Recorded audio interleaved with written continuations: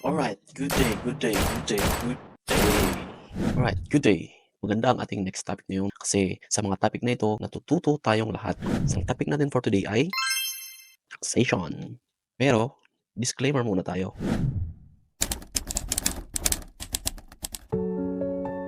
And our subject for today, titignan natin ang tax deductions ng isang nurse sa Pilipinas. So, ang tanong natin for today, sobra-sobra nga ba ang binabawas na tax sa ating mga paychecks? At sa dulo ng video, mag-share tayo ng isang sample payslip na ipinadala sa atin ng isang kaibigan at titignan natin ang actual na nababawas sa kanyang isang buwang pay period. Alright, let's begin. Sisimulan muna nating tingnan ang current na sahod ng isang nurse at pipiliin muna natin ang nurse 1. So sa 2025, kung makikita nyo ang picture, ang nurse 1 ay may gross salary na 40,208 pesos. At ngayon, susubukan natin i-compute ang ibabawas na tax based sa ating current tax table. At isingit ko na lang din ng ipapakita kong tax table ay applicable sa lahat ng mga empleyado, hindi lang nurse, mapa-private man o public. Pero bago yan, i-represent ko muna ang old at new tax table para masagot natin ang tanong natin sa first part ng video.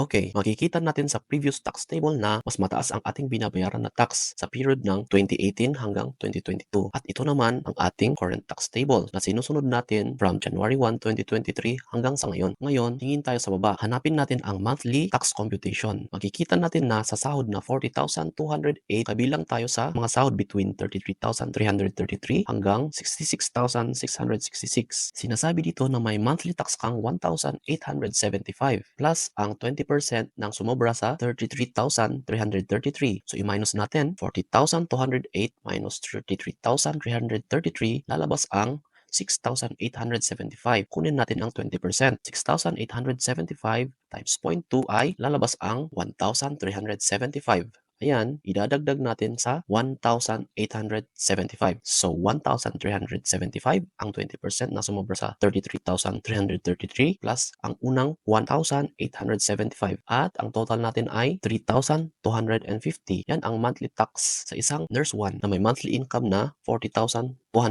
pesos. But wait, there's more. Hindi lang basic pay ang natatanggap natin, di ba? May supplemental compensations pa tayo katulad ng hazard pay, night differential, and etc. on top of our regular compensation. Sa example natin, 40,208 pesos. At dito na isasuggest ko kayong mag-research kasi hindi lahat ng supplemental compensations na ito ay nababawasan ng tax para naman makompare nyo sa inyong sari-sariling actual pay slips. At syempre, hindi lang tax ang kinakaltas sa ating mga sahod. Meron pa tayong SSS, PhilHealth, GSIS contributions, at iba pa. So, ang gagawin natin, titignan natin ang actual sample payslip, makita natin ang combination ng computation ng lahat ng ito.